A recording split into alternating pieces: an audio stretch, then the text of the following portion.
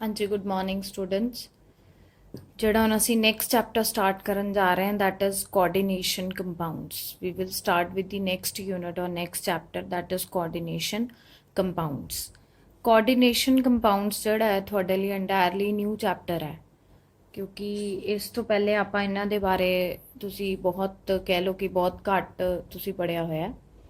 तो basically when we talk about coordination compounds जेकर ਆਪਾਂ ਲਾਸਟ ਇਸ ਤਰ੍ਹਾਂ D&F ਬਲੌਕ ਦੇ ਵਿੱਚ ਅਸੀਂ ਪੜ੍ਹਦੇ ਹਾਂ ਕਿ ਜਿਹੜੇ ਟ੍ਰਾਂਜੀਸ਼ਨ ਮੈਟਲਸ ਹੁੰਦੇ ਇਹਨਾਂ ਦੀ ਇੱਕ ਪ੍ਰੋਪਰਟੀ ਹੁੰਦੀ ਹੈ ਕਿ they have the ability to form complex compounds ਜਾਂ ਕੰਪਲੈਕਸਸ ਤੇ ਇਨ੍ਹਾਂ ਕੰਪਲੈਕਸਸ ਨੂੰ ਹੀ ਜਿਹੜਾ ਹੈ ਅੱਜ ਕੱਲ੍ਹ ਕੋਆਰਡੀਨੇਸ਼ਨ ਕੰਪਾਊਂਡਸ ਕਿਹਾ ਜਾਂਦਾ ਹੈ। ਠੀਕ ਹੈ ਜੀ। ਹੁਣ ਕੋਆਰਡੀਨੇਸ਼ਨ ਕੰਪਾਊਂਡ ਬੇਸਿਕਲੀ ਹੁੰਦਾ ਕੀ ਹੈ?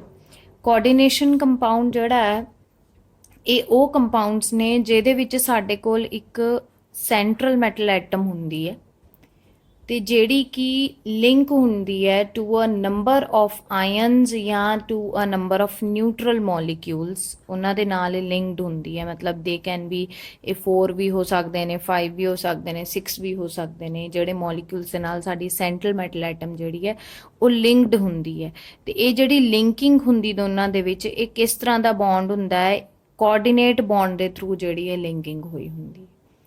ਧਿਆਨ ਨਾਲ ਸੁਣੋ, again I am repeating, coordination compounds are those compounds, ਇਹ ਉਹ ਕੰਪਾਊਂਡਸ ਹੁੰਦੇ ਆ ਜਿਹਦੇ ਵਿੱਚ ਮੈਟਲ ਐਟਮ ਜਿਹੜੀ ਸੈਂਟਰਲ ਮੈਟਲ ਐਟਮ ਹੁੰਦੀ ਹੈ ਉਹ ਬਹੁਤ ਸਾਰੇ ਯੂ ਕੈਨ ਸੇ ਕਿ they are linked to number of ions ਜਾਂ ਨਿਊਟਰਲ ਮੋਲੀਕਿਊਲਸ ਦੇ ਨਾਲ ਲਿੰਕਡ ਹੁੰਦੀ ਹੈ through coordinate bond. Coordinate bond ਨੂੰ ਆਪਾਂ ਡੇਟਿਵ ਬੌਂਡ ਵੀ ਕਹਿ ਦਿੰਦੇ ਹਾਂ। ਕੋਆਰਡੀਨੇਟ ਬੌਂਡ ਇਹਨੂੰ ਅਸੀਂ ਡੇਟਿਵ ਬੌਂਡ ਵੀ ਕਹਿ ਦਿੰਦੇ ਹਾਂ। ਲਾਸਟ ਈਅਰ ਵੈਸੇ ਆਪਾਂ +1 ਦੇ ਵਿੱਚ ਡੇਟਿਵ ਬੌਂਡ ਪੜ੍ਹਿਆ ਹੋਇਆ ਹੈ। ਡੇਟਿਵ ਬੌਂਡ ਦਾ ਕੀ ਮਤਲਬ ਹੁੰਦਾ ਹੈ? ਜਦ ਇੱਕ ਐਟਮ ਜਿਹੜਾ ਬੌਂਡ ਦੋ ਐਟਮਸ ਦੇ ਵਿੱਚ ਬਣਿਆ ਹੁੰਦਾ ਹੈ ਉਹ ਬੌਂਡ ਜਿਹੜਾ ਹੁੰਦਾ ਹੈ ਦੈਟ ਇਜ਼ ਇੱਕ, ਜਿਸ ਤਰ੍ਹਾਂ ਮੰਨ ਲਓ A ਤੇ B ਦੇ ਵਿੱਚ ਜੇਕਰ ਡੇਟਿਵ ਬੌਂਡ ਹੈ ਕੋਆਰਡੀਨੇਟ ਬੌਂਡ ਹੈ ਤੇ ਜੇ ਇਸ ਤਰ੍ਹਾਂ ਮੈਂ ਐਰੋ ਸ਼ੋ ਕਰ ਰਹੀ ਹਾਂ ਮਤਲਬ ਦੋਨਾਂ ਦੇ ਵਿੱਚ ਜਿਹੜਾ ਬੌਂਡ ਬਣ ਰਿਹਾ ਬੌਂਡ ਦੇ ਵਿੱਚ ਇੱਕ ਪੇਅਰ ਆਫ ਇਲੈਕਟ੍ਰੋਨ ਹੁੰਦਾ, ਮਤਲਬ 2 ਇਲੈਕਟ੍ਰੋਨ ਹੁੰਦੇ। ਉਹ ਦੋਨੋਂ ਦੇ ਦੋਨੋਂ ਇਲੈਕਟ੍ਰੋਨ ਜਿਹੜੇ ਇੱਕ ਐਟਮ ਦੇ ਦੁਆਰਾ ਹੀ ਦਿੱਤੇ ਗਏ। ਠੀਕ ਹੈ ਨਾ। ਤੁਸੀਂ ਜਿਸ ਤਰ੍ਹਾਂ ਆਇਨਿਕ ਬੌਂਡ ਪੜ੍ਹਿਆ ਹੋਇਆ, ਕੋਵਲੈਂਟ ਬੌਂਡ ਬਾਰੇ ਪੜ੍ਹਿਆ ਹੋਇਆ। ਕੋਵਲੈਂਟ ਬੌਂਡ ਦੇ ਵਿੱਚ ਕੀ ਹੁੰਦਾ? ਸ਼ੇਅਰਿੰਗ ਆਫ ਇਲੈਕਟ੍ਰੋਨਸ ਹੁੰਦੇ ਆ। ਠੀਕ ਹੈ। ਆਇਨਿਕ ਬੌਂਡ ਦੇ ਵਿੱਚ ਕੀ ਹੁੰਦਾ? ਪੋਜ਼ਿਟਿਵ ਨੈਗੇਟਿਵ ਆਇਨ ਦੇ ਵਿੱਚ ਜਿਹੜੀ ਹੈ ਅਟਰੈਕਸ਼ਨ ਹੁੰਦੀ ਹੈ, ਰਾਈਟ। ਤੇ ਇਸ ਕਰਕੇ ਡੇਟਿਵ ਬੌਂਡ ਜਾਂ ਕੋਆਰਡੀਨੇਟ ਬੌਂਡ ਕਿਹੜਾ ਹੋਇਆ? ਜਿਹਦੇ ਵਿੱਚ ਕਿ ਦੋ ਐਟਮਸ ਦੇ ਵਿੱਚ ਜੇਕਰ ਡੇਟਿਵ ਜਾਂ ਕੋਆਰਡੀਨੇਟ ਬੌਂਡ ਹੈਗਾ ਆ ਤਾਂ ਦੈਟ ਮੀਨਸ ਕਿ ਉਹਨਾਂ ਚੋਂ ਸਿਰਫ ਇੱਕ ਐਟਮ ਜਿਹੜੀ ਹੈ ਉਹੀ ਦੋਨੋਂ ਇਲੈਕਟ੍ਰੋਨ ਬੌਂਡ ਦੇ ਡੋਨੇਟ ਕਰ ਰਹੀ ਹੈ। Is it clear? ਤੇ ਜਿਹੜੇ ਕੰਪਾਊਂਡਸ ਦੇ ਵਿੱਚ ਸੈਂਟਰਲ ਮੈਟਲ ਐਟਮ ਜਿਹੜੀ ਹੈ ਉਹ ਕੁਝ ਮੋਲੀਕਿਊਲਸ ਜਾਂ ਆਇਨਸ ਦੇ ਨਾਲ ਜਿਹੜੀ ਬੌਂਡਡ ਹੈ ਥਰੂ ਕੋਆਰਡੀਨੇਟ ਜਾਂ ਡੇਟਿਵ ਬੌਂਡ, ਉਹਨੂੰ ਆਪਾਂ ਕੀ ਕਹਿ ਦਿੰਦੇ ਆ? Coordination compound. ਤੇ ਕੋਆਰਡੀਨੇਸ਼ਨ ਕੰਪਾਊਂਡ ਕੀ ਹੋ ਗਏ? They R the compounds, coordination compounds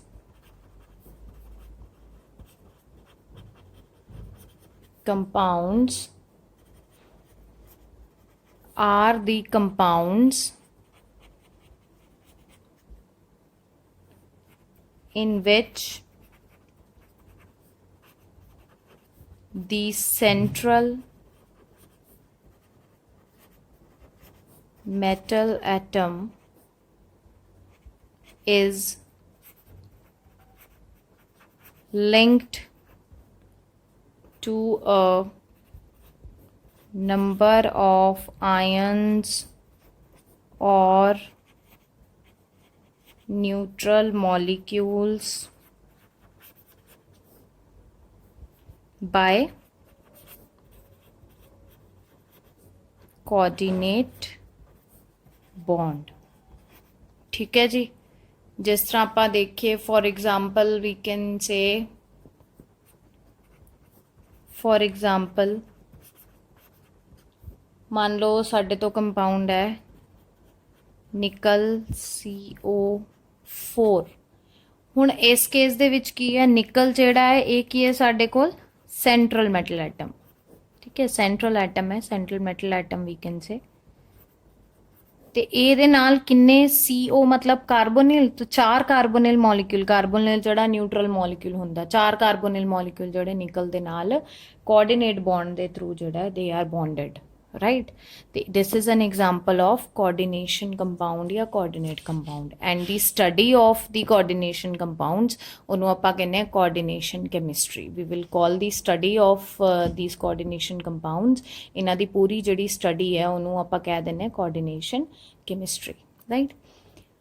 ਹੁਣ ਬੇਸਿਕਲੀ ਸਾਡੇ ਕੋਲ ਤਿੰਨ ਤਰ੍ਹਾਂ ਦੇ ਕਹਿ ਲਓ ਕਿ ਕੋਆਰਡੀਨੇਸ਼ਨ ਕੰਪਾਊਂਡਸ ਜਾਂ ਕੰਪਲੈਕਸਸ ਵੀ ਆਪਾਂ ਕੋਆਰਡੀਨੇਸ਼ਨ ਕੰਪਾਊਂਡਸ ਨੂੰ ਹੀ ਕੰਪਲੈਕਸ ਕੰਪਾਊਂਡਸ ਵੀ ਕਹਿੰਦੇ ਆ, ਠੀਕ ਹੈ। ਤਿੰਨ ਤਰ੍ਹਾਂ ਦੇ ਸਾਡੇ ਕੋਲ ਜਿਹੜੇ ਆ ਕੰਪਲੈਕਸਸ ਹੁੰਦੇ ਆ, ਟਾਈਪਸ ਆਫ ਕੰਪਲੈਕਸਸ ਜਾਂ ਆਪਾਂ ਕੋਆਰਡੀਨੇਸ਼ਨ ਕੰਪਲੈਕਸਸ ਵੀ ਕਹਿ ਸਕਦੇ ਇਹਨਾਂ ਨੂੰ।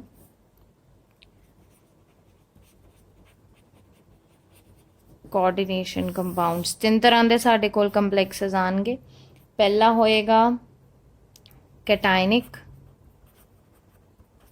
Complex, second anionic complex, and third will be neutral complex.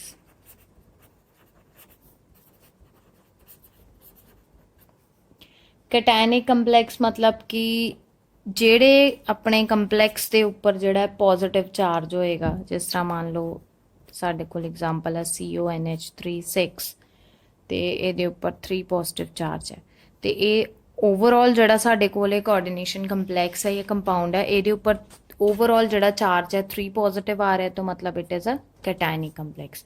ਅਨਾਇਨਿਕ complex ਕਿਹੜਾ ਹੋਗਾ, ਜਿਹਦੇ ਉੱਪਰ ਓਵਰਆਲ ਚਾਰਜ ਜਿਹੜਾ ਨੈਗੇਟਿਵ ਆਏਗਾ, ਜਿਸ ਤਰ੍ਹਾਂ ਬੜੀ ਕਾਮਨ ਐਗਜ਼ਾਮਪਲ ਹੁੰਦੀ FeCN6 4 ਨੈਗੇਟਿਵ, ਇਹਦੇ ਉੱਪਰ ਓਵਰਆਲ ਚਾਰਜ ਕਿੰਨਾ ਹੈ, negative, so it is an anionic complex. ਉਸੇ ਤਰ੍ਹਾਂ ਨਿਊਟਰਲ ਕੰਪਲੈਕਸ ਕਿਹੜਾ ਹੋ ਗਿਆ, ਜਿਹਦੇ ਉੱਪਰ ਕੋਈ ਵੀ ਚਾਰਜ ਨਹੀਂ ਹੈ, ਠੀਕ ਹੈ। ਸੋ NiCO4 ਜਿਹੜੀ ਐਗਜ਼ਾਮਪਲ ਆਪਾਂ ਪਹਿਲੇ ਦੇਖੀ ਸੀ, ਇਹਦੇ ਉੱਪਰ ਕੋਈ ਵੀ ਓਵਰਆਲ ਕੋਈ ਪੋਜ਼ਿਟਿਵ ਨੈਗੇਟਿਵ ਚਾਰਜ ਨਹੀਂ ਹੈ, that means it is a neutral complex, ਠੀਕ ਹੈ। ਨੈਕਸਟ ਹੁਣ ਆਪਾਂ ਦੇਖਾਂਗੇ ਕਿ what is the difference between a double salt, ਕਿ ਡਬਲ ਸਾਲਟ ਤੇ ਆਪਣਾ ਜਿਹੜਾ ਕੰਪਲੈਕਸ ਹੁੰਦਾ ਹੈ ਉਹਦੇ ਵਿੱਚ ਕੀ ਡਿਫਰੈਂਸ ਹੁੰਦਾ, what is the difference between double salt and a complex compound ਜਾਂ ਕੋਆਰਡੀਨੇਟ ਕੰਪਾਊਂਡ, ਠੀਕ ਹੈ ਜੀ। ਤੋ ਲੈਟ ਅਸ ਸੀ ਦੈਟ ਸਭ ਤੋਂ ਪਹਿਲੇ ਆਪਾਂ ਦੇਖੀਏ ਡਬਲ ਸਾਲਟ ਕੀ ਹੁੰਦਾ। ਡਬਲ ਸਾਲਟ ਤੇ ਕੰਪਲੈਕਸਸ, ਬੇਸਿਕਲੀ ਆਪਾਂ ਇਹਨਾਂ ਦੋਨਾਂ ਦਾ ਹੀ ਡਿਫਰੈਂਸ ਕਿਉਂ ਡਿਸਕਸ ਕਰ ਰਹੇ ਹਾਂ, ਕਿਉਂਕਿ ਜਿਹੜਾ ਡਬਲ ਸਾਲਟ ਹੁੰਦਾ that is basically formed by, you can say ਉਹਦੇ ਵਿੱਚ ਆਪਾਂ 2 ਸਾਲਟ ਲੈਂਦੇ ਆ, ਉਹਨਾਂ ਦਾ ਇਕਵੀਮੋਲਰ ਮਿਕਸਚਰ ਬਣਾਇਆ ਜਾਂਦਾ ਹੈ। ਮਤਲਬ ਜਿੰਨੇ ਨੰਬਰ ਆਫ ਮੋਲਸ ਇੱਕ ਦੇ ਤੁਸੀਂ ਲਓਗੇ, ਦੂਸਰੇ ਸਾਲਟ ਦੇ ਵੀ ਉਨੇ ਇਕੁਅਲ ਨੰਬਰ ਆਫ ਮੋਲਸ ਲੈਂਦੇ, ਤੇ ਦੋਨਾਂ ਨੂੰ ਮਿਕਸ ਕਰਕੇ ਆਪਾਂ ਡਬਲ ਸਾਲਟ ਬਣਾਉਂਦੇ ਹਾਂ। ਤੇ ਜਿਹੜੇ ਕੰਪਲੈਕਸ ਕੰਪਾਊਂਡ ਨੇ, ਕੋਆਰਡੀਨੇਟ ਕੰਪਾਊਂਡ ਨੇ, ਐਸ ਸੱਚ ਨਹੀਂ ਬਣਦੇ, ਇਹਦੇ ਵਿੱਚ ਵੀ ਅਸੀਂ 2 ਸਾਲਟਸ ਲੈ ਕੇ ਉਹਨਾਂ ਨੂੰ ਮਿਕਸ ਕਰਕੇ ਕੋਆਰਡੀਨੇਟ ਕੰਪਾਊਂਡ ਸਾਡੇ ਕੋਲ ਬਣਦੇ ਆ। ਤੇ ਫਿਰ ਇਹਨਾਂ ਦੋਨਾਂ ਦੇ ਵਿੱਚ ਕਹਿੰਦੇ ਡਿਫਰੈਂਸ ਕੀ ਹੋਏਗਾ, ਤੋ ਮੇਜਰ ਡਿਫਰੈਂਸ ਜੇ ਡਬਲ ਸਾਲਟ ਦੀ ਆਪਾਂ ਐਗਜ਼ਾਮਪਲ ਲਈਏ, ਸਾਡੇ ਕੋਲ ਜਿਹੜੀ ਕਾਮਨ ਐਗਜ਼ਾਮਪਲ ਹੁੰਦੀ ਹੈ ਮੋਹਰ ਸਾਲਟ ਦੀ ਹੁੰਦੀ ਹੈ। ਮੋਹਰ ਸਾਲਟ ਦਾ ਫਾਰਮੂਲਾ ਹੈ FeSO4 NH4 twice SO4 6H2O। ਹੁਣ ਤੁਸੀਂ ਜੇਕਰ ਦੇਖੋ ਇਹਦੇ ਵਿੱਚ ਡਬਲ ਸਾਲਟ ਦੇ ਵਿੱਚ, ਪਹਿਲਾ ਇਹਦੇ ਵਿੱਚ ਸਾਲਟ ਕਿਹੜਾ ਹੈ FeSO4 ਫੈਰਸ ਸਲਫੇਟ, ਦੂਸਰਾ ਕਿਹੜਾ ਹੈ ਅਮੋਨੀਅਮ ਸਲਫੇਟ, ਦੋਨਾਂ ਦਾ ਇਕਵੀਮੋਲਰ ਮਿਕਸਚਰ ਲਾਓ ਤੇ ਸਾਡੇ ਕੋਲ ਮੋਹਰ ਸਾਲਟ ਬਣਦਾ, ਠੀਕ ਹੈ ਜੀ। ਕੰਪਲੈਕਸ ਕੰਪਾਊਂਡ, ਹੁਣ ਇਹਨਾਂ ਦੋਨਾਂ 'ਚ ਬੇਸਿਕਲੀ ਫਰਕ ਕੀ ਹੈ, ਇਹਦੇ 'ਚ ਫਰਕ ਇਹ ਹੀ ਹੈ, ਮੰਨ ਲਓ ਇੱਕ ਮੈਂ ਐਗਜ਼ਾਮਪਲ ਲੈ ਰਹੀ ਹਾਂ ਇੱਕ ਕੰਪਲੈਕਸ ਕੰਪਾਊਂਡ ਦੀ FeCN6, ਠੀਕ ਹੈ ਜੀ। ਹੁਣ this is a coordination or complex compound and this is a double salt. ਦੋਨਾਂ 'ਚ ਮੇਨ ਜਿਹੜਾ ਡਿਫਰੈਂਸ ਉਹ ਕੀ ਹੈ ਕਿ ਇਹਦੇ ਵਿੱਚ ਜਦ ਆਪਾਂ ਇਹਨੂੰ ਪਾਣੀ ਦੇ ਵਿੱਚ ਡਿਜ਼ੋਲਵ ਕਰਾਂਗੇ, ਇਹਦੇ ਸਾਰੇ ਆਇਨਸ ਜਿਹੜੇ ਅਲੱਗ-ਅਲੱਗ ਹੋ ਜਾਂਦੇ, ਮਤਲਬ it get dissociated into all the ions, ਮਤਲਬ ਕਿ ਜਿਸ ਤਰ੍ਹਾਂ ਇਹਦੇ ਵਿੱਚ ਕਿਹੜੇ ਆਇਨ ਹੈ, it will get decompose to Fe2 positive ferrous sulphate ਦੇ ਵਿੱਚ, ਦੂਸਰਾ ਆਇਨ ਕਿਹੜਾ ਹੈ ਸਲਫੇਟ ਆਇਨ, ਦੈਨ ਇੱਥੇ ਕੀ ਹੈ ਆਪਣੇ ਕੋਲ ਅਮੋਨੀਅਮ ਆਇਨਸ ਹੈ, ਸੋ 2NH4 positive, again sulphate ions, ਠੀਕ ਹੈ, ਪਲੱਸ ਵਾਟਰ ਮੋਲੀਕਿਊਲਸ, ਰਾਈਟ। ਤੇ ਜਦ ਆਪਾਂ ਕਹਿੰਦੇ ਇਹਨਾਂ ਦਾ ਸੋਲਿਊਸ਼ਨ ਬਣਾਉਂਦੇ ਤੇ ਡਿਸੋਸੀਏਟ ਹੋ ਜਾਂਦੇ ਇਨਟੂ ਆਇਨਸ, ਬਟ ਜਦ ਆਪਾਂ ਇੱਕ ਕੋਆਰਡੀਨੇਟ ਜਾਂ ਕੰਪਲੈਕਸ ਕੰਪਾਊਂਡ ਦੀ ਗੱਲ ਕਰਾਂਗੇ ਉਸ ਕੇਸ ਦੇ ਵਿੱਚ ਕੀ ਹੋਏਗਾ, ਜਦ ਇਹਦੀ ਡਿਸੋਸੀਏਸ਼ਨ ਹੋਏਗੀ ਇਹਦੇ ਵਿੱਚ ਸਿਰਫ ਜਿਹੜੇ ਆ ਸਕੁਆਇਰ ਬ੍ਰੈਕਟ ਤੋਂ ਬਾਹਰ ਆਇਨ ਲੱਗਾ ਹੋਇਆ ਸਿਰਫ ਇਹ ਅਲੱਗ ਹੋਣਾ ਹੈ। ਇਹ ਜਿਹੜਾ ਅੰਦਰ ਸਕੁਆਇਰ ਬ੍ਰੈਕਟ ਦੇ ਵਿੱਚ ਜਿੰਨਾ ਸਾਡੇ ਕੋਲ ਸਬਸਟੈਂਸਸ ਜਾਂ ਕਹਿ ਲਓ ਕਿ ਆਇਨਸ ਐਟਮਸ ਪ੍ਰੈਜ਼ੈਂਟ ਨੇ, ਦੇ ਵਿਲ ਨਾਟ ਗੈਟ ਡਿਸੋਸੀਏਟਡ। ਮਤਲਬ ਕਿ ਜਿਹੜਾ ਵੀ ਸਾਡਾ ਕੋਆਰਡੀਨੇਸ਼ਨ ਕੰਪਾਊਂਡ ਹੁੰਦਾ ਉਹ ਕੰਪਲੀਟਲੀ ਆਇਨਸ ਦੇ ਵਿੱਚ ਡਿਸੋਸੀਏਟ ਨਹੀਂ ਹੁੰਦਾ, ਜਦ ਕਿ ਡਬਲ ਸਾਲਟ ਜਿਹੜਾ ਉਹ ਕੰਪਲੀਟਲੀ ਆਇਨਸ ਦੇ ਵਿੱਚ ਡਿਸੋਸੀਏਟ ਹੋ ਜਾਂਦਾ। This is the main difference, ਠੀਕ ਹੈ, between the double salt and complex compound. ਹਾਂਜੀ, let us discuss some more differences between double salt and complex compound. ਤੇ ਪਹਿਲਾ ਡਿਫਰੈਂਸ ਇਹਦੇ 'ਚ ਮੇਨ ਡਿਫਰੈਂਸ ਤੇ ਆਪਾਂ ਜਿਹੜਾ ਸੀ ਉਹ ਡਿਸਕਸ ਕਰ ਚੁੱਕੇ ਹਾਂ। ਦੇ ਯੂਜੂਅਲੀ ਕੰਟੇਨ 2 ਸਿੰਪਲ ਸਾਲਟਸ ਇਨ ਇਕੁਈਮੋਲਰ ਪ੍ਰੋਪੋਰਸ਼ਨ। ਇਹ ਆਲਰੇਡੀ ਮੈਂ ਤੁਹਾਨੂੰ ਦੱਸ ਚੁੱਕੀ ਹਾਂ ਕਿ ਇਹਨਾਂ ਦੇ ਵਿੱਚ ਜਿਹੜੇ ਸਾਲਟਸ ਹੁੰਦੇ ਆ ਉਹ ਜਿਹੜੇ ਸਾਲਟਸ ਦਾ ਇਕੁਈਮੋਲਰ ਮਿਕਸਚਰ ਆਪਾਂ ਲੈਂਦੇ ਆ, ਠੀਕ ਹੈ। ਹੁਣ ਦੀ simple ਸਾਲਟਸ from which they are formed ਮੇ ਔਰ ਮੇ ਨਾਟ ਬੀ। ਹੁਣ ਕੰਪਲੈਕਸ ਕੰਪਾਊਂਡ ਦੇ ਵਿੱਚ ਜਿਹੜੇ ਵੀ ਸਾਲਟਸ ਨੂੰ ਮਿਕਸ ਕਰਕੇ ਸਾਡੇ ਕੋਲ ਕੰਪਾਊਂਡ ਬਣਨਾ ਹੈ, ਇਹ ਜ਼ਰੂਰੀ ਨਹੀਂ ਹੈ ਕਿ ਉਹਦਾ ਜਿਹੜਾ ਹੈ ਕਿ ਇਕੁਈਮੋਲਰ ਹੀ ਹੋਣ, ਮਤਲਬ ਉਹਨਾਂ ਦੇ ਨੰਬਰ ਆਫ ਮੋਲਸ ਜਾਂ ਪ੍ਰਪੋਰਸ਼ਨ ਜਿਹੜੇ ਸੇਮ ਹੋਏ। Then double salt exist only in solid state. ਇਹ ਸਿਰਫ ਸੋਲਿਡ ਸਟੇਟ ਦੇ ਵਿੱਚ ਐਗਜ਼ਿਸਟ ਕਰਦੇ ਆ। ਹੁਣੇ ਆਪਾਂ ਗੱਲ ਕੀਤੀ ਸੀ ਜੇਕਰ ਉਹਨਾਂ ਦੇ ਆਪਾਂ ਸੋਲਿਊਸ਼ਨ ਬਣਾਉਂਦੇ ਆ ਮਤਲਬ ਇਕੁਅਸ ਸਟੇਟ ਦੇ ਵਿੱਚ ਇਹ ਡਿਸੋਸੀਏਟ ਹੋ ਜਾਂਦੇ ਕੰਪਲੀਟਲੀ ਇਨਟੂ ਆਇਨਸ। ਇਸ ਕੇਸ ਦੇ ਵਿੱਚ ਜੇਕਰ ਆਪਾਂ ਕੰਪਲੈਕਸ ਕੰਪਾਊਂਡ ਦੀ ਗੱਲ ਕਰੀਏ ਤੇ they exist in solid as well as an aqueous solution. Then double salt they are ionic compounds, ਉਹਨਾਂ ਦੇ ਵਿੱਚ ਕੋਈ ਵੀ ਕੋਆਰਡੀਨੇਟ ਬੌਂਡ ਨਹੀਂ ਹੁੰਦਾ, ਜਦਕਿ ਕੰਪਲੈਕਸ ਕੰਪਾਊਂਡ ਦੇ ਵਿੱਚ ਜਿਹੜੇ ਹੈ ਦੇ ਮੇ ਬੀ ਆਇਨਿਕ, ਦੇ ਮੇ ਨਾਟ ਬੀ ਆਇਨਿਕ। ਆਇਨਿਕ ਮਤਲਬ ਆਪਾਂ ਦੇਖਿਆ ਸੀ ਕਟਾਇਨਿਕ ਐਨਾਇਨਿਕ ਕੰਪਲੈਕਸਸ ਹੁੰਦੇ ਸਾਡੇ ਕੋਲ, ਤੇ ਇਹ ਹੋ ਵੀ ਸਕਦੇ ਆ ਆਇਨਿਕ, ਨਹੀਂ ਵੀ ਹੋ ਸਕਦੇ, ਬਟ ਦੇ ਆਲਵੇਜ਼ ਕੰਟੇਨ ਕੋਆਰਡੀਨੇਟ ਬੌਂਡ ਉਹਨਾਂ ਦੇ ਵਿੱਚ ਹਮੇਸ਼ਾ ਹੋਏਗਾ। Then the properties of double salt are same. ਕਹਿੰਦੇ ਕਿ ਡਬਲ ਸਾਲਟ ਦੀਆਂ ਜਿਹੜੀ ਪ੍ਰੋਪਰਟੀਜ਼ ਹੁੰਦੀਆਂ they are same as those of their constituent compounds, ਕਿ ਜਿੰਨਾ ਕੰਪਾਊਂਡਸ ਦੇ ਉਹ ਬਣੇ ਹੁੰਦੇ ਆ ਉਹਨਾਂ ਦੇ ਵਾਂਗ ਉਹਨਾਂ ਦੀਆਂ ਜਿਹੜੀਆਂ ਪ੍ਰੋਪਰਟੀਜ਼ ਹੈ ਉਹ ਸੇਮ ਉਹ ਰਿਜ਼ੈਂਬਲ ਕਰਦੇ ਆ। ਜਦ ਕਿ ਜਿਹੜੇ ਪ੍ਰੋਪਰਟੀਜ਼ ਹੁੰਦੀਆਂ ਕੋਆਰਡੀਨੇਸ਼ਨ ਕੰਪਾਊਂਡ ਦੀਆਂ ਉਹ ਜਿਹੜੇ ਮੋਲੀਕਿਊਲਸ ਜਾਂ ਆਇਨਸ ਨਾਲ ਬਣੇ ਹੁੰਦੇ ਉਹਨਾਂ ਤੋਂ ਹਮੇਸ਼ਾ ਡਿਫਰੈਂਟ ਹੁੰਦੀਆਂ। Then in a double salt metal ion show their normal valency. Double salt ਦੇ ਵਿੱਚ ਜਿਹੜਾ ਮੈਟਲ ਆਇਨ ਹੁੰਦਾ ਉਹ ਆਪਣੀ ਨਾਰਮਲ ਵੈਲੈਂਸੀ ਜਿਹੜੀ ਸ਼ੋ ਕਰਦਾ ਹੈ, ਜਦ ਕਿ ਕੋਆਰਡੀਨੇਸ਼ਨ ਕੰਪਾਊਂਡ ਦੇ ਵਿੱਚ ਜਿਹੜਾ ਮੈਟਲ ਆਇਨ ਹੁੰਦਾ ਹੈ ਉਹ 2 ਤਰ੍ਹਾਂ ਦੀਆਂ ਵੈਲੈਂਸੀਜ਼ ਜਿਹੜੀਆਂ ਉਹਨਾਂ ਨੂੰ ਕਰਦੇ ਨੇ satisfy. One is primary and another one is secondary valency. ਅਸੀਂ ਬਾਅਦ 'ਚ ਡਿਸਕਸ ਕਰਾਂਗੇ in the chapter. then a double salt loses its identity in the solution। ਆਪਾਂ ਆਲਰੇਡੀ ਦੇਖ ਚੁੱਕੇ ਹਾਂ ਕਿ ਜਦ ਆਪਾਂ ਸੋਲਿਊਸ਼ਨ ਬਣਾਉਂਦੇ ਹਾਂ ਤਾਂ ਜਿਹੜਾ ਡਬਲ ਸਾਲਟ ਹੈ ਉਹ ਆਇਨਸ ਦੇ ਵਿੱਚ ਕੰਪਲੀਟਲੀ ਡਿਸੋਸੀਏਟ ਹੋ ਜਾਂਦਾ, ਮਤਲਬ ਇਟ ਲੂਜ਼ਸ ਇਟਸ ਆਈਡੈਂਟੀਟੀ। ਜਦ ਕਿ ਕੰਪਲੈਕਸ ਕੰਪਾਊਂਡ ਜਿਹੜਾ ਹੈ ਉਹਦੀ ਜਿਹੜੀ ਕਹਿ ਲਓ ਕਿ ਆਈਡੈਂਟੀਟੀ ਹੈ ਇਟ ਰਿਮੇਨਸ ਐਜ਼ ਸੱਚ ਇਨ ਦੀ ਸੋਲਿਊਸ਼ਨ। ਮਤਲਬ ਕਿ ਇੱਥੇ ਆਪਾਂ ਐਗਜ਼ਾਮਪਲ ਦੇਖੀ ਸੀ ਹੁਣੇ ਕਿ ਪੋਟੈਸ਼ੀਅਮ ਜਿਹੜਾ ਹੈ ਇਹ ਡਿਸੋਸੀਏਟ ਹੋ ਰਿਹਾ ਆਹ ਵਾਲਾ ਜਿਹੜਾ ਕੋਆਰਡੀਨੇਟ ਕੰਪਾਊਂਡ ਹੈ, ਤੇ ਇਹਦੇ 'ਚ ਸਿਰਫ ਪੋਟੈਸ਼ੀਅਮ ਆਇਨਸ ਜਿਹੜੇ ਉਹ ਅਲੱਗ ਹੋਏ, ਜਿਹੜੇ ਆਪਣਾ ਕੋਆਰਡੀਨੇਟ ਕੰਪਾਊਂਡ ਹੈ ਸਕੁਆਇਰ ਬ੍ਰੈਕਟਸ ਦੇ ਵਿੱਚ ਉਹ ਐਸ ਸੱਚ ਹੀ ਹੋਇਆ, does not ionize to give us ferrous and apna cyanide ions, right? So these are some of the basic points of differences between double salt and complex compound। ਹਾਂਜੀ, next ਅਸੀਂ discuss ਕਰਾਂਗੇ ਹੁਣ some important terms in coordination compounds, ਕਿ coordination compounds ਦੇ ਵਿੱਚ ਕੁਝ common ਜਾਂ important terms ਜਿਹੜੇ ਆਪਾਂ ਯੂਜ਼ ਕਰਦੇ ਹਾਂ। We will discuss one by one all the terms.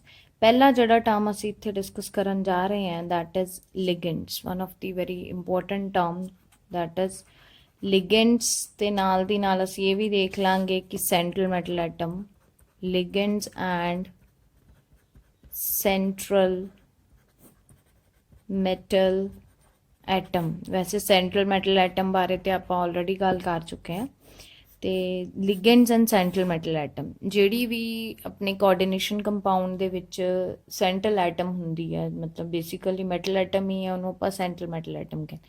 Central metal atom ਜਿਹੜੇ ਵੀ ਆਇਨਸ ਜਾਂ ਮੋਲੀਕਿਊਲਸ ਦੇ ਨਾਲ ਥਰੂ ਕੋਆਰਡੀਨੇਟ ਬੌਂਡ ਲਿੰਕਡ ਹੁੰਦੀ ਹੈ, ਉਹਨਾਂ ਐਟਮਸ ਜਾਂ ਮੋਲੀਕਿਊਲਸ ਜਾਂ ਆਇਨਸ ਨੂੰ ਜਿਹੜੇ ਕਿ ਉਸ ਮੈਟਲ ਐਟਮ ਦੇ ਨਾਲ ਲਿੰਕਡ ਹੁੰਦੇ ਹੈ ਬਾਈ ਕੋਆਰਡੀਨੇਟ ਬੌਂਡ, ਕਿ ਦੇ ਆਰ ਨੋਨ ਐਜ਼ ਲਿਗੈਂਡਸ। ਤੇ ਲਿਗੈਂਡਸ ਜਿਹੜੇ ਆ ਬੇਸਿਕਲੀ ਜਿਹੜਾ ਕੋਆਰਡੀਨੇਟ ਬੌਂਡ ਮੈਟਲ ਐਟਮ ਤੇ ਉਸ ਦੇ ਵਿੱਚ ਦੂਸਰੇ ਮੋਲੀਕਿਊਲ ਦੇ ਵਿੱਚ ਜਾਂ ਐਟਮ ਦੇ ਵਿੱਚ ਬਣਦਾ ਹੈ, ਉਹ ਕੋਆਰਡੀਨੇਟ ਬੌਂਡ ਜਿਹੜਾ ਹੈ ਉਹ ਲਿਗੈਂਡ ਹੀ, ਮਤਲਬ ਬੇਸਿਕਲੀ ਜਿਹੜੇ ਇਲੈਕਟ੍ਰੋਨ ਪੇਅਰ ਉਹ ਲਿਗੈਂਡ ਹੀ ਡੋਨੇਟ ਕਰਦਾ। ਮਤਲਬ ਕਿ ਜਿਸ ਤਰ੍ਹਾਂ ਮੰਨ ਲਓ ਆਪਾਂ ਪਹਿਲੇ ਐਗਜ਼ਾਮਪਲ ਲਈ ਸੀ NiCO4, this is a coordinate compound. ਇਹਦੇ ਵਿੱਚ ਨਿਕਲ ਕੀ ਹੈ ਸਾਡੇ ਕੋਲ, ਸੈਂਟਰਲ ਮੈਟਲ ਐਟਮ। ਤੇ ਜਿਹੜੇ ਕਾਰਬੋਨਿਲ ਮੋਲੀਕਿਊਲ ਨੇ, ਕਿੰਨੇ 4 ਕਾਰਬੋਨਿਲ ਮੋਲੀਕਿਊਲ ਲੱਗੇ ਹੋਏ ਨੇ। ਇਹ ਜਿਹੜੇ ਕਾਰਬੋਨਿਲ ਮੋਲੀਕਿਊਲਸ ਨੇ they are basically known as ligands, ਇਹਨੂੰ ਆਪਾਂ ਕਹਿੰਦੇ ਆ ਲਿਗੈਂਡ। ਹੁਣ ਲਿਗੈਂਡ ਦਾ ਕੀ ਕੰਮ ਹੈ, ਲਿਗੈਂਡ ਜਿਹੜਾ ਹੈ ਇਹ ਉਹ ਮੋਲੀਕਿਊਲ ਹੈ, ਇਟ ਕੈਨ ਬੀ, ਇੱਥੇ ਤੇ ਨਿਊਟਰਲ ਮੋਲੀਕਿਊਲ ਹੈ, ਐਟਮ ਵੀ ਹੋ ਸਕਦਾ ਹੈ, ਆਇਨਸ ਵੀ ਹੋ ਸਕਦੇ ਨੇ, ਜਿਹੜੇ ਕਿ ਇਹ ਸੈਂਟਰਲ ਮੈਟਲ ਐਟਮ ਦੇ ਨਾਲ ਜੁੜੇ ਹੋਏ ਨੇ ਥਰੂ ਕੋਆਰਡੀਨੇਟ ਬੌਂਡ। ਤੇ ਜਿਹੜਾ ਕੋਆਰਡੀਨੇਟ ਬੌਂਡ ਦੋਨਾਂ ਦੇ ਵਿੱਚ ਬਣ ਰਿਹਾ ਹੈ, ਨਿਕਲ ਤੇ ਕਾਰਬੋਨਿਲ ਦੇ ਵਿੱਚ ਜਿਹੜਾ ਕੋਆਰਡੀਨੇਟ ਬੌਂਡ ਬਣ ਰਿਹਾ ਉਹ ਬੌਂਡ, ਜੇ ਐਰੋ ਇਜ਼ ਹੈਡਿੰਗ ਟੂਵਰਡਸ ਨਿਕਲ, ਮਤਲਬ ਕਿ ਇਸ ਬੌਂਡ ਦੇ ਵਿੱਚ ਇਲੈਕਟ੍ਰੋਨ ਪੇਅਰ ਜਿਹੜਾ ਦੇ ਰਿਹਾ, ਕੌਣ ਦੇ ਰਿਹਾ, ਕਾਰਬੋਨਿਲ ਐਟਮ ਦੇ ਰਿਹਾ। ਇਹਦਾ ਮਤਲਬ ਇੱਥੇ ਕਾਰਬੋਨਿਲ ਲਿਗੈਂਡ ਹੈ। ਤਾਂ ਲਿਗੈਂਡ ਕੀ है, basically ligand are the donor atoms या molecules या ions which donate a pair of electrons to the metal atom or ion and they form a coordinate bond, right? So what are ligands? Basically ligands की ਹੁੰਦੇ ਨੇ, ligands are the donor atoms, मतलब ਜਿਹੜੀ कि electron pair ਦੇ ਰਹੀ है। donor atoms ਇਹ ਮੋਲੀਕਿਊਲਸ ਵੀ ਹੋ ਸਕਦੇ ਨੇ, they can be ions also, which donate a pair of electrons to the central metal atom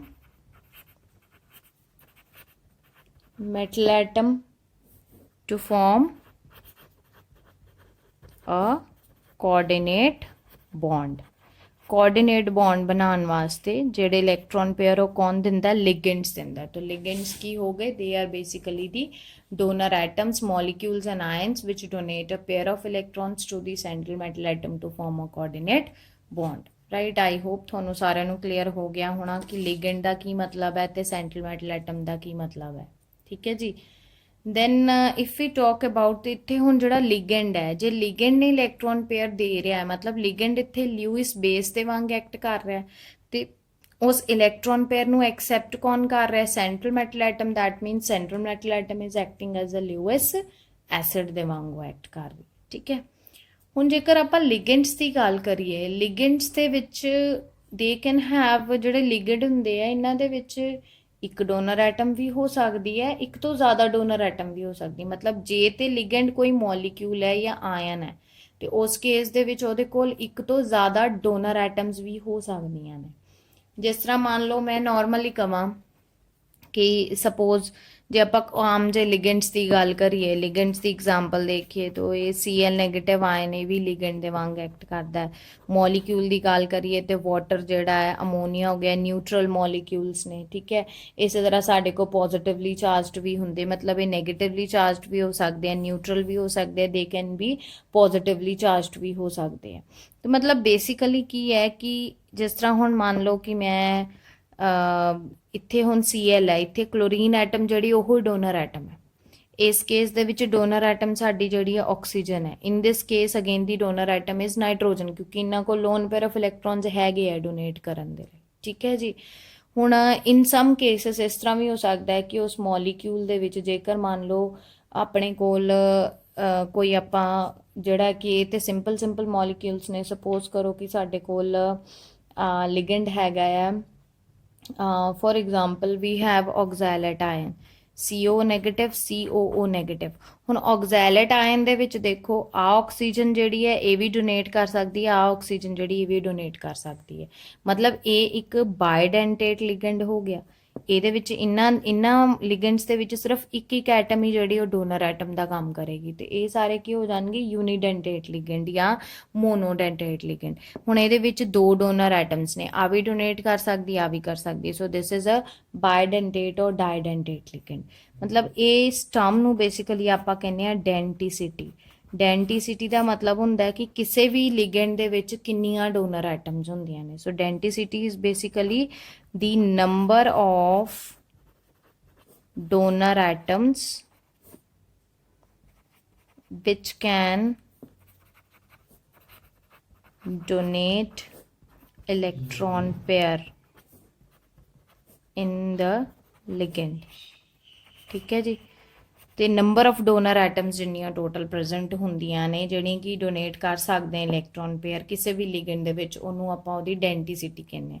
ਜਿਸ ਤਰ੍ਹਾਂ ਐਗਜ਼ਾਮਪਲ ਆਪਾਂ ਲੈ ਲਈਆਂ ਵਾਟਰ ਦੇ ਕੇਸ ਦੇ ਵਿੱਚ ਆਕਸੀਜਨ ਐਟਮ ਦੇ ਸਕਦੀ ਹੈ, ਮਤਲਬ ਇਹ ਇੱਕ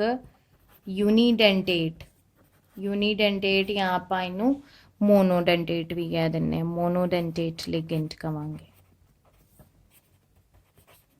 ਸਿਮਿਲਰਲੀ ਜਿਸ ਤਰ੍ਹਾਂ ਆਪਾਂ ਆਕਸੈਲੇਟਾਈਨ ਦੀ ਐਗਜ਼ਾਮਪਲ ਲਈ ਸੀ ਤੇ ਇਹਦੇ ਵਿੱਚ 2 ਡੋਨਰ ਐਟਮਸ ਨੇ, ਦੋਨੋਂ ਡੋਨੇਟ ਕਰ ਸਕਦੀਆਂ ਨੇ। So they it will be known as bidentate ਜਾਂ ਇਹਨੂੰ ਡਾਇਡੈਂਟੇਟ ਵੀ ਕਹਿ ਸਕਦੇ ਆ ਲਿਗੈਂਡ। Is it clear? ਠੀਕ ਹੈ ਜੀ। ਹੁਣ ਨੈਕਸਟ ਲਿਗੈਂਡਸ ਦੇ ਨਾਲ ਹੀ related there is one more very important term which is known as chelation। ਬੜਾ ਇੰਪੋਰਟੈਂਟ ਇੱਕ ਟਰਮ ਹੈ ਚਿਲੇਸ਼ਨ। ਬੇਸਿਕਲੀ ਆਪਾਂ ਇੱਥੇ ਡੈਂਟੀਸਿਟੀ ਦੀ ਗੱਲ ਕਰ ਰਹੇ ਸੀ ਕਿ ਜਦ ਇੱਕ ਤੋਂ ਜ਼ਿਆਦਾ ਡੋਨਰ ਐਟਮਸ, ਮਤਲਬ ਕਿ ਇੱਥੇ ਤੇ ਆਪਾਂ ਡਿਸਕਸ ਕੀਤਾ ਇਹਦੇ ਵਿੱਚ 2 ਡੋਨਰ ਐਟਮਸ ਹੈ, ਬਾਇਡੈਂਟੇਟ ਡਾਇਡੈਂਟੇਟ। ਇਸੇ ਤਰ੍ਹਾਂ 3 ਵੀ ਹੋ ਸਕਦੀਆਂ ਨੇ, 4 ਵੀ ਡੋਨਰ ਐਟਮਸ ਹੋ ਸਕਦੀਆਂ ਨੇ, 5 ਵੀ ਹੋ ਸਕਦੀਆਂ ਕਿਸੇ ਲਿਗੈਂਡ ਦੇ ਵਿੱਚ। ਤੋ ਇਨ ਦੈਟ ਕੇਸ ਕਹਿੰਦੇ ਕਿ ਜਿਹੜੇ ਵੀ ਕਿਸੇ ਲਿਗੈਂਡ ਦੇ ਵਿੱਚ 2 ਤੋਂ ਜ਼ਿਆਦਾ ਡੋਨਰ ਐਟਮਸ ਹੋਣਗੀਆਂ, ਠੀਕ ਹੈ ਨਾ, ਤੇ ਦੇ ਵਿਲ ਬੀ ਅਰੇਂਜਡ, ਕਹਿੰਦੇ ਉਹ ਇਸ ਤਰੀਕੇ ਨਾਲ ਅਰੇਂਜਡ ਹੋਣਗੀਆਂ around the central metal atom, ਜਿਹੜਾ ਕਿ which will result in a close ring structure ਦੇ ਵਿੱਚ ਉਹ ਰਿਜ਼ਲਟ ਕਰੇਗਾ। ਇਹਨੂੰ ਆਪਾਂ ਕਹਿੰਦੇ ਆ ਚਿਲੇਸ਼ਨ। ਇਸ ਇਫੈਕਟ ਨੂੰ ਅਸੀਂ ਕਹਿੰਦੇ ਆ ਚਿਲੇਸ਼ਨ। ਦੇਖੋ I will take one example to explain this term. For example ਜਿਸ ਤਰ੍ਹਾਂ ਮੰਨ ਲਓ ਕਿ ਸਾਡੇ ਕੋਲ ਇੱਕ ਐਗਜ਼ਾਮਪਲ ਆਪਾਂ ਲੈ ਲਈਏ, ਸਪੋਜ਼ platinum Cl2 En ਜਿਹੜਾ ਹੈ ਬੇਸਿਕਲੀ ਇੱਕ ਲਿਗੈਂਡ ਹੈ ਜਿਹਨੂੰ ਆਪਾਂ ਕਹਿੰਦੇ ਆ ਇਥਾਈਲੀਨ ਡਾਇਆਮਾਈਨ। ਠੀਕ ਹੈ, ਦਿਸ ਇਜ਼ ਇਥਾਈਲੀਨ ਡਾਇਆਮਾਈਨ ਤੇ ਇਹਦਾ ਜਿਹੜਾ ਫਾਰਮੂਲਾ ਹੈ that is NH2CH2CH2NH2, right? So this is basically NH2CH2CH2NH2 ਇਹਦਾ ਫਾਰਮੂਲਾ ਹੁੰਦਾ। ਹੁਣ ਇਹਦੇ ਵਿੱਚ ਆ ਵੀ ਡੋਨਰ ਐਟਮ ਹੈ, ਆ ਵੀ 2 ਡੋਨਰ ਐਟਮਸ ਨੇ। ਹੁਣ ਜਦ ਆਪਾਂ ਇਸ ਕੰਪਲੈਕਸ ਨੂੰ ਦੇਖਾਂਗੇ ਚ ਸੈਂਟਰਲ ਮੈਟਲ ਐਟਮ ਕਿਹੜੀ ਹੈ? ਪਲੈਟੀਨਮ। 2 ਇਹਦੇ ਨਾਲ ਕਲੋਰੀਨ ਲੱਗੇ ਨੇ ਤੇ ਇੱਕ ਮੋਲੀਕਿਊਲ ਹੀ ਸਿਰਫ ਇਥਾਈਲੀਨ ਡਾਇਆਮਾਈਨ ਦਾ ਲੱਗਿਆ ਹੋਇਆ, ਤੇ ਮੈਂ 2 ਜਿਹੜੇ ਆ ਕਲੋਰੀਨ ਐਟਮਸ ਬਣਾਤੇ। ਇਥਾਈਲੀਨ ਡਾਇਆਮਾਈਨ ਦੇ ਵਿੱਚ ਡੋਨੇਟ ਕਿੰਨੇ ਕਰਨਾ? ਨਾਈਟ੍ਰੋਜਨ ਐਟਮ ਨੇ। ਸੋ NH2 ਇਧਰੋਂ ਵੀ ਬੌਂਡ ਜਿਹੜਾ ਦੂਸਰਾ ਇਹਦਾ NH2 ਇੱਧਰ ਲੱਗ ਗਿਆ, right? So here we have CH2 and CH2, ਮਤਲਬ ਹੈ ਇਹ ਇੱਕ ਮੋਲੀਕਿਊਲ ਹੀ ਹੈ ਇਸ ਲਿਗੈਂਡ ਦਾ, ਬਟ ਇਹ ਇਸ ਤਰ੍ਹਾਂ ਇਹਦੇ ਅਰਾਊਂਡ ਅਰੇਂਜ ਹੋਇਆ ਕਿ ਸਾਡੇ ਕੋਲ ਇੱਕ ਰਿੰਗ ਬਣ ਗਈ, ਕਲੋਜ਼ ਰਿੰਗ ਬਣ ਗਈ। ਇਹਨੂੰ ਆਪਾਂ ਕਹਿੰਦੇ ਆ this is basically known as chelation ਜਾਂ ਚਿਲੇਟਿੰਗ ਇਫੈਕਟ, ਇਹਨੂੰ ਅਸੀਂ ਕਹਿੰਦੇ ਆ। ਠੀਕ ਹੈ ਜੀ। ਤੇ ਇਹ ਤੇ ਹੈ ਸੀ ਇੱਕ ਬੇਸਿਕਲੀ ਇਥਾਈਲੀਨ ਡਾਇਆਮਾਈਨ ਇੱਕ ਡਾਇਡੈਂਟੇਟ ਲਿਗੈਂਡ ਹੈ, ਇਹਦੇ ਵਿੱਚ 2 ਡੋਨਰ ਐਟਮ ਹੈ, ਡਾਇਡੈਂਟੇਟ ਲਿਗੈਂਡ। ਹੁਣ ਜੇਕਰ ਆਪਾਂ ਹੋਰ ਕੰਪਲੈਕਸ ਐਗਜ਼ਾਮਪਲ ਕੋਈ ਲੈ ਲਾਂਗੇ ਕਿਸੇ ਹੋਰ ਲਿਗੈਂਡ ਦੀ ਜਿਹਦੇ ਵਿੱਚ 2 ਤੋਂ ਜ਼ਿਆਦਾ ਜਿਹੜੀਆਂ ਕਿ ਕਹਿ ਲਓ ਕਿ ਪ੍ਰੈਜ਼ੈਂਟ ਹੋਣਗੀਆਂ, ਜਾਂ ਜੇ ਇਹ En ਇੱਕੋ ਇਥਾਈਲੀਨ ਡਾਇਆਮਾਈਨ ਹੈ, ਮੰਨ ਲਓ ਜੇ ਇੱਕ ਤੋਂ ਜ਼ਿਆਦਾ ਪ੍ਰੈਜ਼ੈਂਟ ਹੋਣਗੇ then also that will result in ring structures। तो we will take one example। मान लो ਸਾਡੇ ਕੋਲ एग्जाम्पल है platinum Cl डाइईन मतलब 2 ਜਿਹੜੇ ਇਥਾਈਲੀਨ ਡਾਇਆਮਾਈਨ ਦੇ ਮੋਲੀਕਿਊਲਸ ਹੋਣਗੇ। ਹੁਣ ਇਹਦਾ ਜਦ ਆਪਾਂ ਡਰਾ ਕਰਾਂਗੇ structure it will be like this. ਇੱਕ Cl ਲਗਾਤਾ ਆਪਾਂ, then 2 ਮੋਲੀਕਿਊਲ ਜਿਹੜੇ ਐਨ ਇਥਾਈਲੀਨ ਡਾਇਆਮਾਈਨ ਦੇ, ਰਾਈਟ? ਸੋ NH2 CH2 ठीक है, then sorry CHNH दूसरा मॉलिक्यूल जड़ा NH2, then here CH2 NH2, ਠੀਕ ਹੈ ਜੀ। ਇਹ ਹੁਣ ਡਾਈਈਨ ਸੀ, ਇਹ ਦੋ ਮੋਲੀਕਿਊਲਸ ਇਥਾਈਲਿਨ ਡਾਇਮਿਨ ਤੇ ਲੱਗੇ ਸੀ ਤੇ ਸਾਡੇ ਕੋਲ ਇੱਥੇ ਇਹਦੇ ਅਰਾਊਂਡ ਦੋ ਜਿਹੜੀਆਂ ਕਲੋਜ਼ ਰਿੰਗ ਸਟਰਕਚਰਸ ਬਣ ਗਏ। ਇਸ ਫਿਨੋਮੀਨਾ ਨੂੰ ਅਸੀਂ ਕਹਿੰਦੇ ਹਾਂ ਚਿਲੇਸ਼ਨ। ਠੀਕ ਹੈ ਜੀ। ਇਹਦੇ ਵਿੱਚ ਹੁਣ ਦੋ ਬਣ ਗਈਆਂ। ਠੀਕ ਹੈ, ਉਹ ਡਾਈਡੈਂਟੇਟ ਚਿਲੇਸ਼ਨ ਸੀ ਜਿਹੜੀ ਆਪਾਂ ਪਿੱਛੇ ਐਗਜ਼ਾਮਪਲ ਲਈ। ਇਹ ਕਿਹੜੀ ਹੈ, ਇਹਦੇ ਵਿੱਚ ਕਿੰਨੇ ਹੋ ਗਏ ਆਪਣੇ ਕੋਲ, ਦਿਸ ਇਜ਼ ਬੇਸਿਕਲੀ ਟਰਡੈਂਟੇਟ ਚਿਲੇਸ਼ਨ। ਠੀਕ ਹੈ, ਹੁਣ ਮੇਨਲੀ ਕੀ ਹੈ ਕਿ ਚਿਲੇਸ਼ਨ ਜਿਹੜਾ ਹੈ, ਚਿਲੇਸ਼ਨ ਜਾਂ ਜਿੰਨੀਆਂ ਚਿਲੇਟਸ ਰਿੰਗਸ ਜਾਂ ਚਿਲੇਸ਼ਨ ਕਹਿ ਲਓ ਕਿ ਜਿੰਨੀਆਂ ਕਲੋਜ਼ ਰਿੰਗਸ ਇਹਦੇ ਸੈਂਟਰਲ ਐਟਮ ਦੇ ਆਲੇ ਦੁਆਲੇ ਜ਼ਿਆਦਾ ਹੋਣਗੀਆਂ, ਉਹਨਾਂ ਉਹ ਕੰਪਲੈਕਸ ਜਿਹੜਾ ਜ਼ਿਆਦਾ ਸਟੇਬਲ ਹੁੰਦਾ। ਠੀਕ ਹੈ ਜੀ। ਤੇ ਮੋਰ ਓਵਰ ਜਿੰਨੀ ਕਿਸੇ ਵੀ ਲਿਗੈਂਡ ਦੀ ਡੈਂਟਿਸਿਟੀ ਜ਼ਿਆਦਾ ਹੁੰਦੀ ਹੈ, ਉਨਾ ਉਹ ਜ਼ਿਆਦਾ ਸਟੇਬਲ ਹੁੰਦਾ ਹੈ complex, right. So this was all about chelation. ਠੀਕ ਹੈ ਜੀ। Next terms we will discuss later on in the next videos. Thank you.